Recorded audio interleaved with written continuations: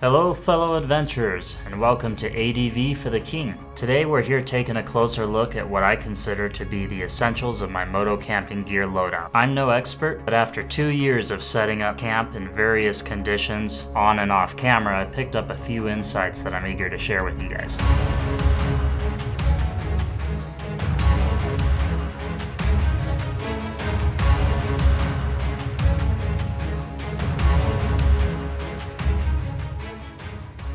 Whether you're planning your first trip, or you're a seasoned camper who's looking to expand their moto-camping gear repertoire, it's important to think about how often you're going to be moto-camping throughout the year. If you're only going once, you may only need cheaper gear to get you by. However, if you plan on going multiple times a year, it may be worth investing in some upgraded gear that's going to bring you more comfort, more usability, and packs down to a smaller size.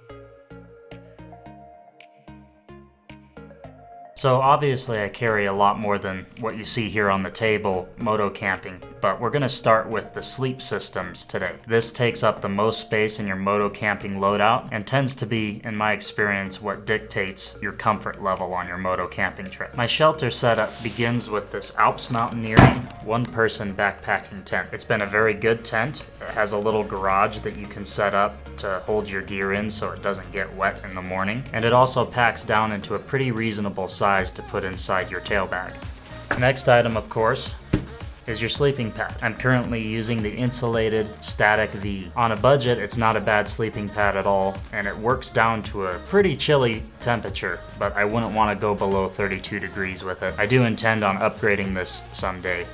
Now after your sleeping pad, of course, now we have a sleeping bag. I've been using this Kelty down 40-degree bag, and overall it's a massive improvement over the cheap sleeping bag I was using before this. It's a lot more compact, and it keeps me a lot warmer. I've only gotten chilly one time, and it got pretty cold that night to the point where you would need a larger, fluffier sleeping bag. I do plan, in addition to this one, which is a great summer camping bag, I do also plan on getting a 20-degree bag and the 0-degree bag, which Kelty makes all three of these. In order to accompany the sleeping bag, I also use this down blanket. Now both of these items have down in them, of course, and I got this on clearance at a sporting goods store, I believe. I've been very impressed with it. I've used it many times, not just for moto camping. It saved my skin when it's gotten too cold for the sleeping bag to handle. I just throw this right on top and it does an excellent job. On my last moto camping trip, I got the Sea to Summit Extreme Thermalite Reactor. Honestly, I can't say I noticed a 25-degree difference like it claimed. However, it also didn't get cold enough for me to test that all the way. I think for the size, it's worth a throw in your pack just to keep you warm just in case. Now some people don't like to bring these pillows. I am a huge fan of bringing a pillow. I think the comfort that you get out of it is quite worth it. This one you can just blow up a few blows and it's quite comfortable to sleep on. It's got a quilted top that just makes for a very nice sleeping setup there. In addition to that, with pillows, I have this hammock pillow that doesn't have padding or anything on it, just kind of folds out. It's designed for a hammock, but it works as a great leg pillow, and I've used it mostly just for that. I tried the hammock camping one time and I wasn't super comfortable the whole time. I would like to do it more if it's warm enough and you can get the angle right when you're setting it up. Next here I have a backpacking chair that I picked up from my local grocery store. Not all of you may agree with this, whether it's worth the space in your pack or not. I think having a place to sit when you're moto camping is just wonderful. Oh boy, I cannot say it. I'm just gonna say it again. I know everybody already knows it. These chairs are the best $20. Especially when you've been sitting on the bike all day. Now I have not tried this on a camping trip, and this is gonna be in the same category as the chair. In this pack here, I have a little camping table. It folds out to a very small size, it folds down to a pretty small size, and I think it'll fit in my pack quite well. The last moto camping trip I was on, I was making my ramen on the ground, and I was getting pretty annoyed not having a place to set my coffee. Yes, it's definitely glamping with all this gear, but I think that it's worth it. And the way I like to camp, I prefer to be comfortable when I get to camp. I'm not a rough it kind of guy. So we'll try that. and in upcoming videos I'll let you know how it works. Now when I'm sleeping, there's one thing: you can lose a lot of body heat if you don't have something to keep the heat from escaping out of your head. So I bring along a beanie. When it's warmer out, I use this nice hat here. I really like this hat. I've used it on a few moto camping trips. It's just nice to have something to cover up your helmet hair. For those chillier nights, and usually just to sleep in, I also bring a sweatshirt along with me. And then of course, my ditty bag. I've got toothbrush and deodorant, floss in here, and that's all I carry for now. I may expand that as I need more ditties for extended moto camping trips. Well, now that I've shown you what I bring along for shelter, let's move on to the next topic, tools. And this is going to apply to the tools you bring to fix your motorcycle and also the tools that you use in a camp environment. First, we have lighting. Some of my favorite lights are these little Goal Zero lanterns, and I have two that I typically bring on my camping trips. The first one is this Lighthouse Mini. This is a great around the camp lantern. You can light up one side of yourself so you don't blind yourself, or you can light up both sides, and it has a dimmer so that you can control it however bright you want. I've recently added this to my collection. This is the Goal Zero Crush Light, and it just pops out, has a solar charger on it, and I use this in my tent. It's not too bright and it shines its light directly down, which is perfect when I'm in the tent. Next, I have this flashlight from Bushnell. I don't use it often out on a camping trip, but when you need a powerful light, this thing has 1,000 lumens. You can focus it or make it a wide beam, and it's rechargeable. All of these lights here are rechargeable, by the way. The next, this one is battery powered, but it is a long-lasting headlight. Sometimes you really need a headlight when you're out on a motorcycle camping trip because you need your hands free to start setting up your camp, especially if you're filming like I am. Sometimes I need the use of both hands when I'm setting up camp and I can't see, and this is perfect for that. Next, we have our utility tools. Of course, I always bring my Swiss Army knife on any trip that I do, and I always bring some kind of belt knife. This time, I'm going with a Swiss Tech, and this is new to me, but I'm super excited about this knife. It's a very small, compact size, and it fits very conveniently on my belt with this little belt clip that it's got. I've been using this Ozark Trail camp axe, and it's quite flimsy as you see. It has hardly any girth to it, I guess. About the only thing it was good for was clearing brush out of the way very quickly, and honestly I could use a knife for that. After struggling to cut through a log with this axe, I decided to upgrade this year. I now have this Aries axe, and this is kind of like a Gerber knockoff. It's incredibly compact.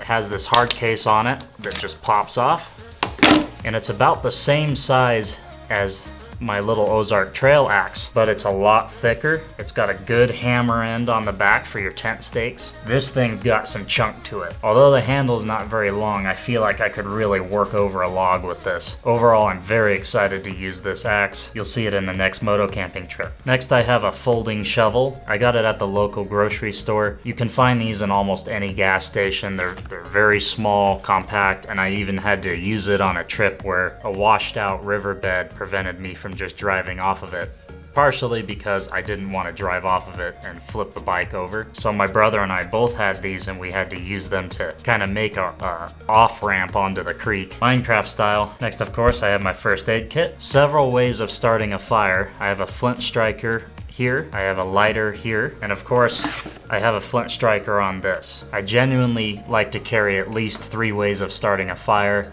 if not more. And I've talked about this before. This is the Spot X GPS messaging device. This is pretty useful when you're out in the backcountry without cell service, because not only is it have a good battery life, it lasts about 10 days, but it does not need to connect to your phone at all to send a message. It has SOS. You do pay for a subscription service, but to me it's well worth it, especially with the helicopter insurance. If you ever did get yourself into trouble and had to be picked up by helicopter, it would be so expensive without insurance that you almost probably would just want to stay out there. I know this has come in handy for quite a few people. I mostly use this to message my wife when I get to a campsite and when I'm leaving, and letting her know that everything's okay. And then I have a life straw that I've never had to use. I do plan on getting a better filtering device so that I can get water on the go for multi-day trips. And I haven't decided which one to get, so if any of you guys have any suggestions, feel free to let me know in the comments below. I also carry this toolkit, but it's kind of a mess, and I do plan on replacing the kit and everything in it before the next moto camping trip. Next we have tools for storing water, cooking, and of course making coffee.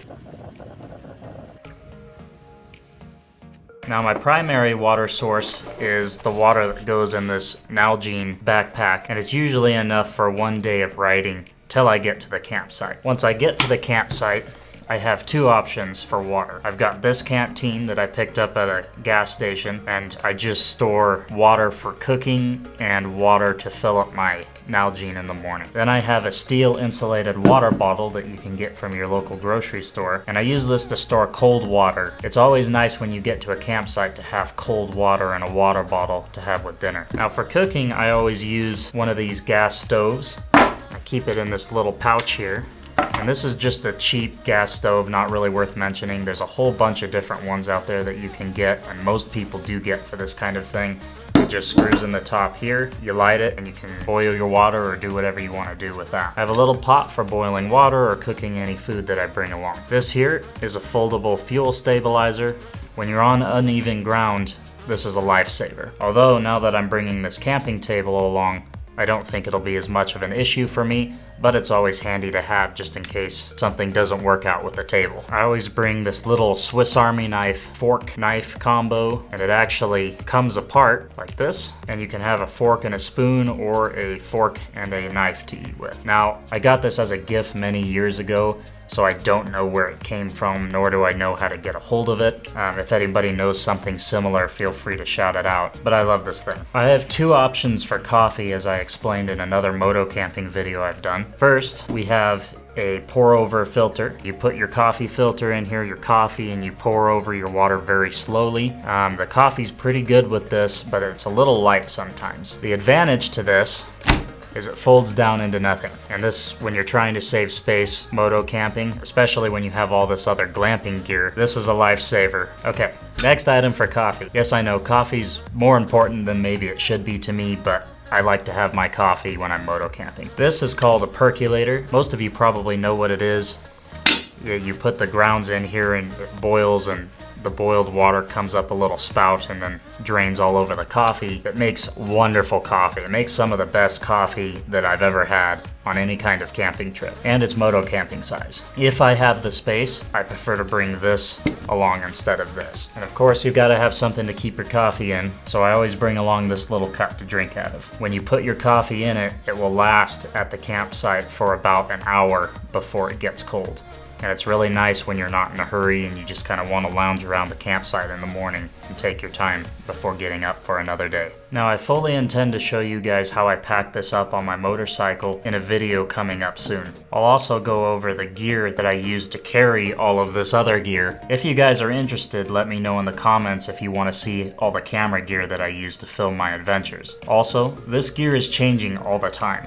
I'm constantly updating and adding new things to my moto camping gear loadout. If you guys have any suggestions or things you like to bring, please let me know in the comments. Moto camping is a wonderful sport, so just keep in mind, guys, that everyone's gonna moto camp their own way. Some like to be minimalist and carry very few things with them when they're moto camping. Some like to way overpack and bring a ton of stuff motorcycle camping and not take any dirt roads to get there. I like to mix the two together, and so I bring as much stuff as I can fit on my bike to make me comfortable, but yet not too much that my bike's too loaded down to go on some insane roads. And I have gone on insane roads with this moto camping gear, probably roads I shouldn't have been on. If you guys would like me to go more in depth on any one of these things that I've shown here today, please also let me know in the comments. I camp multiple times a year. You guys may only camp one time a year, or if you do camp multiple times a year, you may do it very differently than I do. Everyone camps their own way, and what's important is to get out there and go have an adventure. Also, if you found this video helpful, please consider giving it a like, and subscribe to the channel for more moto camping content, adventure riding, and tips and tricks that I learn along the way. Until next time, keep exploring, keep keep it safe. God bless. ADV for the King, signing off.